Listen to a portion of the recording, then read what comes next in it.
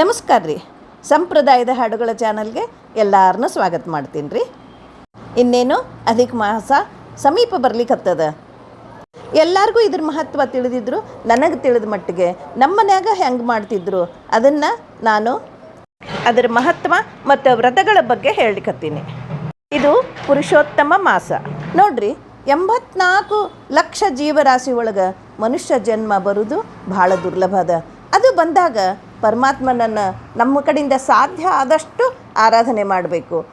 ನಮ್ಮ ಜೋಡಿ ಬರೋದು ಯಾವುದಂದ್ರೆ ನಾವು ಆಚರಿಸಿದಂಥ ಧರ್ಮ ಮತ್ತು ಆಚರಣೆ ದೇವರದು. ನಾವು ಕರ್ಮ ಮಾಡ್ಕೊತ ಹೋಗ್ತೀವಿ, ಆದರೆ ಅದ್ರ ಫಲ ಹೆಂಗೆ ಕೊಡೋದು ದೇವ್ರಿಗೆ ಹತ್ತಿದ ಮಾತು. ನಮ್ಮ ಜೋಡಿ ಬರೋದು ಆಚರಿಸಿದ ಧರ್ಮ ಮತ್ತು ಅದರದ್ದು ಪುಣ್ಯ. ಹಂಗೆ ಅಂದ್ಕೊಂಡು ನಮಗೆ ಯಾವಾಗ ಏನು ಬರ್ತದೆ ಅಲ್ಲಿ ಯಾರಿಗೆ ಗೊತ್ತು, ಹೀಗೆಲ್ಲ ನಮ್ಮ ಮನಸ್ಸಿನಾಗ ಬರೋ ಸಹಜದ. ಆದ್ರೆ ಯಾರು ಅದ್ರ ಬಗ್ಗೆ ಯೋಚನೆ ಮಾಡ್ಲಿಕ್ಕೆ ಆಗಂಗಿಲ್ಲ. ನಾವು ಇರುವಾಗ ನಮ್ಮ ಕಡೆಯಿಂದ ಸಾಧ್ಯ ಆಗೋ ಟೈಮ್ನಾಗ ನಮ್ಮ ಕಡೆಯಿಂದ ಎಷ್ಟು ಸಾಧ್ಯನೋ ಅಷ್ಟು ಪುಣ್ಯ ಸಂಪಾದನೆ ಆಗುವಂಥ ಕೆಲವೊಂದು ಆಚರಣೆಗಳನ್ನು ಮಾಡೋದು, ಕೆಲವೊಂದು ವ್ರತ ನಿಯಮ ಮಾಡೋದು ನಮ್ಗೆ ಸಾಧ್ಯ ಅದ. ಮನುಷ್ಯ ಜನ್ಮ ಬಂದಾಗ ಸಾಧನೆ ಮಾಡಲಿಕ್ಕೆ ನಮಗೆ ಮನುಷ್ಯ ಜನ್ಮ ಕೊಟ್ಟಿರ್ತಾನೆ ಭಗವಂತ. ಅದಕ್ಕಾಗಿ ಆದರೂ ನಾವು ನಮ್ಮ ಕಡೆಯಿಂದ ಸಾಧ್ಯ ಆದಷ್ಟು ಸಾಧನೆ ಮಾಡೋಣ. ಸಾಧನೆ ಮಾಡಲಿಕ್ಕೆ ಚಾತುರ್ಮಾಸ ಅಂತ ಅದು ಒಂದು ದೊಡ್ಡ 4 ತಿಂಗಳೂ ಬೇಕಾದಷ್ಟು ದಾನ ಧರ್ಮ ವ್ರತ ಪೂಜೆ ಮಾಡುವಂಥದ್ದು ಪರ್ವಕಾಲ ಅಂತ ಬಂದಿರ್ತದೆ. ಆದ್ರೆ ಈ ಅಧಿಕ ಮಾಸ ಇದಕ್ಕೆ ಪಾಪವನ್ನು ನಾಶ ಮಾಡುವಂಥ ಈ ಒಂದು ಮಾಸ. ನಾವು ಅರಿದೇ ಏನಾದರೂ ತಪ್ಪು ಕೆಲಸ ಮಾಡಿರ್ತೀವಿ, ಪಾಪ ಬರ್ತದೆ, ನಮಗೇನು ಗೊತ್ತಿರಂಗಿಲ್ಲ.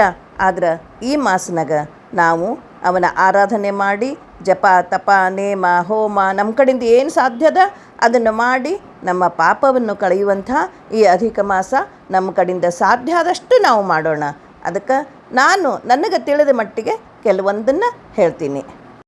ಈ ಅಧಿಕ ಮಾಸಕ್ಕೆ ಪುರುಷೋತ್ತಮ ಮಾಸ ಅಂತ ಕರೀತಾರೆ. ಏನೇ ಮಾಡಲಿ ನಾವು ಪುರುಷೋತ್ತಮನಿಗೆ ಸಲ್ಲಿಸಬೇಕು. ಈ ಮಾಸಕ್ಕೆ 33 ಯಾಕೆ, ಈ 33 ಸಂಖ್ಯೆಗೆ ಹೆಚ್ಚು ಪ್ರಾಶಸ್ತ್ಯ ಯಾಕದ ಅಂದ್ರೆ 11 ಏಕಾದಶ ರುದ್ರರು, 12 ದ್ವಾದಶ ಆದಿತ್ಯರು, ಅಷ್ಟವಸುಗಳು 8, ಪ್ರಜಾಪತಿ ಮತ್ತು ವಷಟ್ಕಾರ ಎಂಬ 33 ದೇವತೆಗಳು ಈ ಅಧಿಕ ಮಾಸದ ದೇವತೆಗಳು. ಇವರುಗಳ ಅಂತರ್ಯಾಮಿ ಯಾವಾಗಲೂ ಈ ಶ್ರೀ ಪುರುಷೋತ್ತಮನೇ ಇದ್ದಾನೆ. ಅದಕ್ಕೆ ನಾವು ಅಧಿಕ ಮಾಸದೊಳಗೆ ಏನೇ ದಾನ ಮಾಡಲಿ, ರಂಗೋಲಿ ಹಾಕಲಿ, ವ್ರತ ಹಿಡೀಲಿ, 33 ಸಂಖ್ಯೆಗೆ ಹೆಚ್ಚು ಪ್ರಾಮುಖ್ಯದ. 33 ಸಂಖ್ಯೆ ಒಳಗೆ ದಾನ ಕೊಡಬೇಕು. ಏನೇ ಮಾಡಲಿ 33 ಅನ್ನೋದು ಭಾಳ ಮಹತ್ವದ್ದದ. ಈ ಅಧಿಕ ಮಾಸನಾಗ ಈ ಅಧಿಕ ಮಾಸದ ಅಧಿಪತಿ ಪುರುಷೋತ್ತಮ. ಇವನನ್ನು ನಾವು ಭಕ್ತಿಯಿಂದ ಧ್ಯಾನಿಸಿ ಜಪ ತಪ ದಾನ ಎಲ್ಲ ಮಾಡಿ ಆ ಸ್ವಾಮಿಯ ಕೃಪೆಗೆ ನಾವು ಪಾತ್ರರಾಗೋಣ. ದೀಪದಾನ ಅಂತೂ 2 ದೀಪಗಳನ್ನು ದಾನ ಮಾಡೋದು ಭಾಳ ಶ್ರೇಷ್ಠ. ಯಾವುದು ವ್ರತ ಮಾಡಿದ್ರೂ 2 ದೀಪದಾನ ಕೊನೆಗೆ ಮಾಡಿರಿ. ಯಾರಿಗೆ ದೇಹ ದಂಡನೆ ಮಾಡಿ ಉಪವಾಸ ವ್ರತ ಮಾಡಲಿಕ್ಕೆ ಸಾಧ್ಯ ಇರ್ತದೆ, ಇದನ್ನು ಎಲ್ಲರೂ ಮಾಡಲಿಕ್ಕೆ ಸಾಧ್ಯ ಇಲ್ಲ. ಯಾರಿಗೆ ಮಾಡಲಿಕ್ಕೆ ಸಾಧ್ಯ ಇರ್ತದೆ ಅವರು ಈ ಅಧಿಕ ಮಾಸನಾಗ ವಿಷ್ಣು ಪಂಚಕ ಅಂತ 5 ಉಪವಾಸ ವ್ರತ ಮಾಡ್ತಾರೆ. ಈ ಅಧಿಕ ಮಾಸನಾಗ 2 ಏಕಾದಶಿ ಬರ್ತಾವೆ ಮತ್ತು ಶ್ರವಣ ನಕ್ಷತ್ರದ ದಿನಾನೂ ಉಪವಾಸ ಮಾಡಬೇಕು. ಅಮಾವಾಸ್ಯೆ ಮತ್ತು ಹುಣ್ಣಿಮೆ ಈ 5 ದಿನಗಳ ಮಟ್ಟಿಗೆ ಉಪವಾಸದಿಂದ ಇರಬೇಕು. ಉಪವಾಸ ಅಂದರೆ ಪೂರ್ತಿ ಉಪವಾಸ ಅಲ್ಲ, ಹಾಲು ಹಣ್ಣು ತಗೋಬೋದು. ಯಾರಿಗೆ ಸಾಧ್ಯದ ಸಾಬುದಾಣಿ ಅಂತ ಹೇಳ್ತೀವಿ, ಸಾಬುದಾಣಿ ಕಿಚಡಿ ತಗೊಳ್ಳಿಕ್ಕೂ ಬರ್ತದೆ. ಇದು ಅವರವರ ಶಕ್ತಿ, ಅಂದರೆ ದುಡ್ಡಿನಿಂದ ಶಕ್ತಿ ಅಲ್ಲ, ದೈಹಿಕ ಶಕ್ತಿ, ದೇಹದಂಡನೆ ಮಾಡುವಂಥ ಶಕ್ತಿ ಯಾರಿಗಿರ್ತದೆ ಅವರು ಇದನ್ನು ಮಾಡ್ಬೋದು. ಮತ್ತು ಕೆಲವರು ದಿನ ಒಪ್ಪತ್ತು ಊಟ ಮಾಡಿ ಉಂಡು ಊಟ ಕುಡಿದು ನೀರು ಅಂತ ಹೇಳ್ತಾರೆ, ಏಕ ಭುಕ್ತಂ ಅಂತ ಮಾಡ್ತಾರೆ. ಇದು ಸಹಿತ ಭಾಳ ಪುಣ್ಯ. 1 ತಿಂಗಳು ಅಧಿಕ ಮಾಸ ಒಂದೇ ಒಂದು ಹೊತ್ತು ಊಟ ಮಾಡೋದು ಭಾಳ ಕಷ್ಟ ಅದ. ಆದರೆ ಯಾರಿಗೆ ಸಾಧ್ಯ ಅವ್ರು ಮಾಡ್ಬೋದು. ಮತ್ತು ಧಾರಣಿ ಪಾರಣಿ ಅಂತ ಹೇಳ್ತಾರೆ. ಇವತ್ತಿನ ದಿವಸ 1 ಹೊತ್ತು ಊಟ ಮಾಡಿ ಮಾರನೇ ದಿವಸ ಪೂರ್ತಿಯಾಗಿ ಉಪವಾಸ ಅಂದರೆ ಉಪವಾಸಕ್ಕೆ ಹಾಲು ಹಣ್ಣು ಸಾಬುದಾಣಿ ಇಂಥದ್ದು ಕಿಚಡಿ ಇಂಥದ್ದೆಲ್ಲ ತಗೊಂಡು ಮಾಡ್ಬೋದು. ಮಾರನೇ ದಿವಸ ಮತ್ತು 1 ಹೊತ್ತು ಊಟ, ಇದಕ್ಕೆ ಧಾರಣಿ ಪಾರಣಿ ಅಂತ ಮಾಡ್ತಾರೆ. ಮತ್ತು ಅಧಿಕ ಮಾಸನಾಗ ದಿನ ಒಂದೇ ಹೊತ್ತು ಊಟ ಮಾಡುವಂಥದ್ದು ಒಂದಿದ, ಅದು ಒಂದು ವ್ರತ. ಒಂದು ಹೊತ್ತು ಊಟ ಮಾಡಿ ರಾತ್ರಿಗೆ ಬರೀ ಹಣ್ಣು ತೊಗೊಳ್ಳೋರು ತೊಗೋತಾರೆ. ಯಾರು ಸಾಯಂಕಾಲ ಏನೂ ಬರೀ ಹಣ್ಣು ತಿಂದ್ರೆ ಆಗಂಗಿಲ್ಲ ಅಂದ್ರೆ ಅವಲಕ್ಕಿ ಮಾತ್ರ ತೊಗೋಬಹುದು. ಆದ್ರೆ ಒಂದು ಹೊತ್ತು ಊಟ ಮಾಡೋದು ಇದು ಒಂದು ನಿಯಮ. ಇದಲ್ಲದೆ ಯಾರು ಮುಂಜಾನೆ ಹೊತ್ತಿನಾಗೆಲ್ಲ ದೇವ್ರ ಜಪ ತಪ ಎಲ್ಲ ಮಾಡಿ ರಾತ್ರಿಯೇ ಒಂದು ಹೊತ್ತು ಊಟ ಮಾಡ್ತೀನಿ ಅನ್ನೋರು ರಾತ್ರಿಯೇ ಒಂದು ಹೊತ್ತು ಊಟ ಮಾಡಿ, ಇದು ಒಂದು ವ್ರತ. ಮುಂಜಾನೆಯಿಂದ ಹಾಗೆ ಇರ್ಲಿಕ್ಕಾಗಂಗಿಲ್ಲ, ಹಾಲು ಹಣ್ಣು ಏನಾದರೂ ಅವಲಕ್ಕಿ ಅವ್ರಿಗೇನು ಸಾಧ್ಯ ಅದನ್ನು ಮಾಡ್ಬೋದು. ಪೂರ್ತಿ ಇದೇನೋ ಹೇಳಾರಂತ ತಿಳ್ಕೊಂಡು ಮಾಡಿ ಒಂದು ವಯಸ್ಸಿನಾಗ ಕೆಲವ್ರಿಗೆ ತಡಿದೆ ನಮ್ಮ ಜೀವನಕ್ಕೆ ನಾವೇ ಕಷ್ಟ ತಂದುಕೊಳ್ಳೋದು ಬೇಡ. ಯಾರಿಗೆ ದೈಹಿಕ ದಂಡನೆ ಮಾಡಿ ಅಭ್ಯಾಸ ಇರ್ತದಲ್ಲ ಅವರು ಇವನ್ನೆಲ್ಲ ಮಾಡ್ಬೋದು. ಮತ್ತು ಈ ಅಧಿಕ ಮಾಸನಾಗ ಒಂದು ತಿಂಗಳು ಪೂರ್ತಿ ಯಾವುದೇ ಅಡುಗೆ ಒಳಗೂ ಉದ್ದಿನ ಬೇಳೆ ಹಾಕದೆ, ಉದ್ದಿನ ಬೇಳೆಯಿಂದ ಮಾಡಿದಂಥ ಪದಾರ್ಥ ತಿನ್ನದೆ ಈ ಒಂದು ತಿಂಗಳು ಕಳಿಬೇಕು. ಇದು ಒಂದು ವ್ರತ. ಮನೆ ಹತ್ತಿರ ಅಗ್ದಿ ಸಮೀಪ ದೇವ್ರ ಗುಡಿ ಇದ್ರೆ ದೇವ್ರ ಗುಡಿಗೆ ಹೋಗಿ ಮುಂಜಾನೆದ್ದು ಕಸ ಗುಡಿಸಿ ಥಳಿ ಹಾಕಿ ರಂಗೋಲಿ ಹಾಕಿ ಬರೋದು ಇದು ಒಂದು ಪುಣ್ಯದ ಕೆಲಸ. ಇದು ಕೂಡ ಒಂದು ವ್ರತ.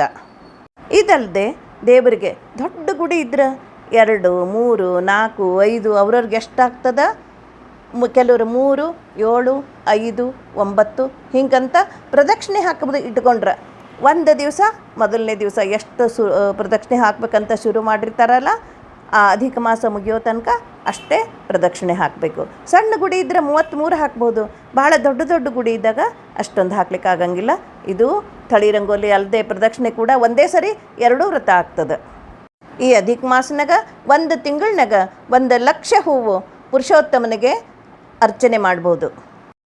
ಪರಿಮಳ ಇರುವಂಥ ಹೂವನ್ನು ತಂದು ಆ ಪುರುಷೋತ್ತಮನಿಗೆ ಹೂವನ್ನು ಅವನ ಅರ್ಚನೆ ಮಾಡ್ತಾ ಅವನ ಲೆಕ್ಕ ಇರಬೇಕಂದ್ರೆ ವಿಷ್ಣು ಸಹಸ್ರನಾಮಗಳನ್ನು ಯಾರ ಕಡೆಯಿಂದ ಹೇಳಿಸ್ಕೋತಾ ನೀವು ಹೂವು ಕೂಡ ಏರಿಸ್ಲಿಕ್ಕೆ ಬರ್ತದೆ. ಮತ್ತು ಅಧಿಕ ಮಾಸನಾಗ ಊಟ ಮಾಡುವಾಗ ಮೌನ ವ್ರತದಿಂದ ಯಾರ ಜೊತೆ ಮಾತಾಡಲಾರ್ದೆ ಮೌನವಾಗಿ ಊಟ ಮಾಡುವಂಥ ಇದು ಒಂದು ವ್ರತ. ಯಾರಿಗೆ ಉಪವಾಸ ಮಾಡಲಿಕ್ಕೆ ಸಾಧ್ಯ ಆಗಂಗಿಲ್ಲ 2 ಹೊತ್ತು ಊಟ ಮಾಡುವಾಗ ಮೌನವಾಗಿದ್ದು ಊಟ ಮಾಡಿದ್ದು ಇದು ಒಂದು ವ್ರತ ಮಾಡಲಿಕ್ಕೆ ಸುಲಭದ. ಈ ಅಧಿಕ ಮಾಸನಾಗ ಯಾವಾಗಲೂ ಸಾತ್ವಿಕವಾದ ಆಹಾರವನ್ನು ತಗೋಬೇಕು. ಸಾಧ್ಯ ಆದಷ್ಟು ಈ ವ್ರತಗಳು ಮಾಡಬೇಕಾದ್ರೆ ಉಳ್ಳಾಗಡ್ಡಿ, ಬೆಳ್ಳುಳ್ಳಿ, ಉದ್ದಿನಬೇಳೆ ಇವನ್ನೆಲ್ಲ ವರ್ಜ್ಯ ಮಾಡಬೇಕು.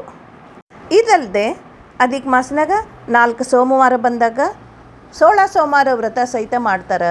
ಯಾಕಂದ್ರೆ ಒಂದು ಸೋಮವಾರ 4 ಶಿವಲಿಂಗವನ್ನು ಮಣ್ಣಿನಿಂದ ಹುತ್ತಿನ ಮಣ್ಣು ತಗೊಂಡು ಬಂದು ಅದರಿಂದ ಮಾಡಿ ಆ 16 ಸೋಮವಾರದ ಪೂಜೆಯನ್ನು ಮಾಡಿ ಪೂರ್ತಿ ಅವತ್ತಿನ ದಿವಸ ಉಪವಾಸವಿದ್ದು ಸಂಜೆವರೆಗೂ ಸಂಜಿನಾಗ ಗೋಧೂಳಿ ಸಮಯದಾಗ ಈ ಶಿವಲಿಂಗ ಪೂಜೆಯನ್ನು ಮಾಡಿ ಕೆಲವರು ಮಾಲೇದಿ ಮಾಡ್ತಾರೆ, ಕೆಲವರು ಗೋಧಿ ಹಿಟ್ಟನ್ನು ತುಪ್ಪದಾಗ ಹುರಿದು ಬೆಲ್ಲ ಕಲಸಿ ಅದನ್ನು ಪ್ರಸಾದ ಮಾಡ್ತಾರೆ.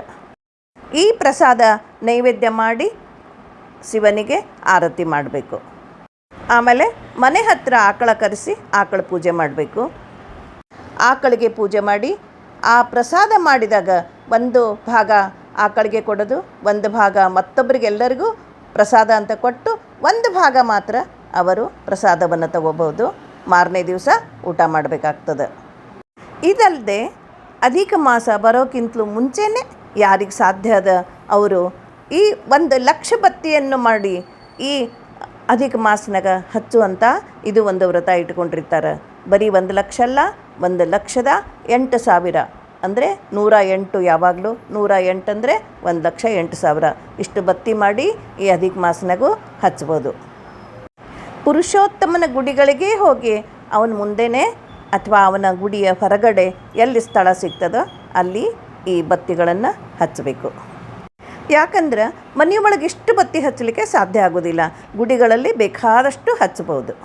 ಯಾರಿಗೆ ಮನೆಯೊಳಗೆ ಜಾಸ್ತಿ ಜಾಗ ಇದ್ದು ತುಳಸಿ ಗಿಡ ಭಾಳ ಬೆಳೆಸಿದ್ರೆ ಅವ್ರ ಮನೆಯಾಗ ಭಾಳ ತುಳಸಿ ಬೆಳೀತಿತ್ತಂದ್ರೆ ಅವರು 1,00,000 ತುಳಸಿ ಅರ್ಚನೆ ಸಹಿತ ಮಾಡ್ಲಿಕ್ಕೆ ಬರ್ತದೆ. ಯಾರಿಗೆ ದೈಹಿಕವಾಗಿ ನಮಗೇನೂ ಮಾಡಲಿಕ್ಕಾಗಂಗಿಲ್ಲ, ನಾವು ಏನು ಮಾಡಬೇಕು, ದೇವರಿಗೆ ಮಾಡಲಿಕ್ಕೆ ಆಗಲಿಲ್ಲ ಅಂತಂದ್ರೆ ಏನು ಮಾಡಬೇಕು, 33 ಬ್ರಾಹ್ಮಣ ಮುತ್ತೈದೆಯರಿಗೆ ಊಟಕ್ಕೆ ಹಾಕಿಸ್ಬೇಕು. ಮನೆಗೆ ಆಗಂಗಿಲ್ಲ, ನಾವು ಮಠಕ್ಕೆ ಹೋಗಿ ಅಲ್ಲೇ ಬ್ರಾಹ್ಮಣ ಮುತ್ತೈದೆಯರಿಗೆ 33 ದಂಪತಿಗಳಿಗೆ ಊಟಕ್ಕೆ ಹಾಕ್ಸ್ಬೋದು. ಮತ್ತು 33 ದಂಪತಿಗಳು ಒಂದೇ ಸಲ ಆಗಂಗಿಲ್ಲ ಅಂತಂದ್ರೆ ದಿನ ಒಬ್ಬರು ಮುತ್ತೈದೆ ಬ್ರಾಹ್ಮಣ ಮಠದೊಳಗೆ ನಾವು ದುಡ್ಡು ಕೊಟ್ಟು ಅವ್ರಿಗೆ ಮಾಡ್ಲಿಕ್ಕೆ ಹೇಳಿ ದಿನ ಅವ್ರನ್ನ ಅಲ್ಲಿ ಊಟಕ್ಕೆ ಕರೆಸಿ ಅವ್ರಿಗೆ ಊಟಕ್ಕೆ ಹಾಕಲಿಕ್ಕೆ ಅದನ್ನು ವ್ಯವಸ್ಥೆ ನಾವು ಮಾಡ್ಕೋಬೋದು. ಯಾವುದೇ ವ್ರತ ಪೂಜೆ ಎಲ್ಲ ಮಾಡಿದರೂ ಸಹಿತ ಈ ಅಧಿಕ ಮಾಸನಾಗ ದೀಪ ಹಚ್ಚೋದನ್ನು ಸಹಿತ ಭಾಳ ಶ್ರೇಷ್ಠದ. ಅದಕ್ಕೆ ಎಲ್ಲ ರೀತಿಗಳು ಬತ್ತಿನೂ ಸಿಗ್ತಾವ. ಕೊಂಡ್ರು ಗಾಂಧಿ ಬಜಾರ್ನಾಗ ಸತೀಶ್ ಸ್ಟೋರ್ ಅಂತದ, ಅಲ್ಲಿ 1 ಲಕ್ಷ ಬತ್ತಿ ಘಟ್ಟ ಸಿಗ್ತದೆ. 33 ಎಳೆಯ ಬತ್ತಿಗಳು ಅವು ಸಿಗ್ತಾವ. ನಿಮ್ಗೆ ಯಾವುದು ಬೇಕೋ ಯಾವುದು ಸಾಧ್ಯದನೋ ಅದನ್ನು ತಂದು ಬತ್ತಿ ಹಚ್ಚಿ ಇದರ ಪುಣ್ಯ ಪಡೀರಿ. ಯಾಕಂತಂದ್ರೆ ನಮಗೆ ಇಷ್ಟಿಷ್ಟು ದೊಡ್ಡದಾಗಿ ಏನೂ ಹಚ್ಚಲಿಕ್ಕೆ ಆಗಂಗಿಲ್ಲ. ಅದೇನು ಭಾಳ ದೊಡ್ಡದಿಲ್ಲ, 1 ಅಡಿ ಅಷ್ಟದ, ಒಂದು ಸ್ವಲ್ಪ ದಪ್ಪದ, ಜಾಸ್ತಿ ಇಲ್ಲ. ಆ ಥರ ತಂದು ನಾವು ಹಚ್ಬೋದು. ಅದಲ್ಲದೆ ಬೇರೆ ಬೇರೆ 33 ಎಳೆದು 33 ದಳದ್ದು ಇಂಥವೆಲ್ಲ ಬತ್ತಿ ಸಿಗ್ತಾವ. ನೀವು 2 ಬತ್ತಿ ದಿವಸ ಹಚ್ಚುವಂಥದ್ದು ಒಂದು ನೀವು ಮಾಡಿದ್ರೆ ಭಾಳ ಪುಣ್ಯ ಅದ. ಅದಲ್ಲದೆ ನಿಮಗೆ ಆಗಂಗಿಲ್ಲ, ಅದು ಸಹಿತ ಆಗಂಗಿಲ್ಲಪ್ಪ ಅಂದ್ರೆ ಹೂ ಬತ್ತಿ ದಿನ 2 ಜೋಡಿ ಹೂ ಬತ್ತಿ ಹಚ್ಚಿದ್ರೂ ಸಾಕು. ಯಾರಿಗೆ ಎಷ್ಟು ಸಾಧ್ಯದ ಅಷ್ಟೇ ಮಾಡ್ಬೇಕು. ಇಂತಿಂಥ ದೊಡ್ಡದು ವ್ರತ, ಇಂತಿಂಥ ದೊಡ್ಡ ದಾನ ಧರ್ಮ ಆಗಂಗಿಲ್ಲ. ಹೊಸದಾಗಿ ಮದುವೆ ಆದವರು ಇರಲಿ, ಮದುವೆ ಆದ ತಕ್ಷಣ ಒಂದೊಂದು ವ್ರತ ಮಾಡಲಿ, ಸಣ್ಣದಾಗಿ ಮಾಡಲಿ. ಹೊಸದಾಗಿ ಯಾರೂ ದೊಡ್ಡದು ಮಾಡ್ಲಿಕ್ಕೆ ಆಗಂಗಿಲ್ಲ. ವಯಸ್ಸಾದಂಗೆ ನಮ್ಮ ಜವಾಬ್ದಾರಿಗಳು ಮುಗ್ದಂಗೆ ನಾವು ದೊಡ್ಡದು ಮಾಡಬೇಕು. ಆದರೆ ಸಣ್ಣ ವಯಸ್ಸಿದ್ದಾಗ ಜವಾಬ್ದಾರಿ ಜಾಸ್ತಿ ಇದ್ದಾಗ ಸಣ್ಣದಾಗಿ ಮಾಡ್ತಾ ಹೋಗ್ರಿ. ಈಗಿನಿಂದ ಮಾಡ್ತಾ ಹೋದ್ರೂ ನಮ್ಗೆ ಏನು ಸಾಧ್ಯ ನಮಗೇ ಮಾಡಬೇಕು ಅಂತ ದೇವರು ಒಳಗೆ ಕೂತು ಪ್ರೇರಣೆ ಮಾಡ್ತಾನೆ. ದಾನ ವ್ರತ ಮಾಡುವಂಗೆ ಸಂದರ್ಭ ಆ ಪುರುಷೋತ್ತಮನೇ ನಮಗೆ ಒದಗಿಸಿ ಕೊಡ್ತಾನೆ. ಈ ಅಧಿಕ ಮಾಸನಾಗ ಮನೆಯೊಳಗೆ 2 ಇರಲಿ 4 ಮಂದಿ ಇರಲಿ, ಎಲ್ಲರೂ ಆ ಪುರುಷೋತ್ತಮನ ಹೆಸರಿನಿಂದ 2 ಜೋಡು ಬತ್ತಿ ಹಚ್ಚುವಂಥ ಇದು ಒಂದು ನಿಯಮ ನಾವು ಮಾಡ್ಕೋಬೋದು. ಯಾರಿಗೆ ನದಿ, ಸರೋವರ, ಪುಷ್ಕರಣಿ, ಸಮುದ್ರ ಯಾರಿಗೆ ಹತ್ತಿರ ಇರೋರು ಅವರು ದಿನ ಸ್ನಾನ ಮಾಡಬಹುದು. ಸ್ವಲ್ಪ ದೂರ ಇರೋರು ವಾರಕ್ಕೆ 1 ಸರಿ ಹೋಗ್ಬೋದು. ಅಥವಾ ಈ ಅಧಿಕ ಮಾಸದಲ್ಲಿ ತಿಂಗಳಲ್ಲಿ 1 ದಿವಸ ಆದರೂ ಸಾಧ್ಯ ಇದ್ದರೆ ಹೋಗಿ ಸ್ನಾನ ಮಾಡಿ ಅರಿಶಿಣ ಕುಂಕುಮ ಮಂಗಳ ದ್ರವ್ಯಗಳಿಂದ ಪೂಜೆ ಮಾಡಿ ಗೆಜ್ಜೆ ವಸ್ತ್ರ ಇರಿಸಿ ತುಪ್ಪದ ಬತ್ತಿ ಹಚ್ಚಿ ಯಾರಿಗಾದರೂ ಅಲ್ಲಿ ಹತ್ತಿರ ಇರೋರಿಗೆ ಅರಿಶಿಣ ಕುಂಕುಮ ಕೊಟ್ಟು ಅವರಿಗೆ ಉಡಿ ತುಂಬ್ರಿ. ಇದು ಒಂದು ಭಾಳ ಪುಣ್ಯದ ಕೆಲಸ. ಇವತ್ತಿಗೆ ಇಷ್ಟು ಸಾಕು.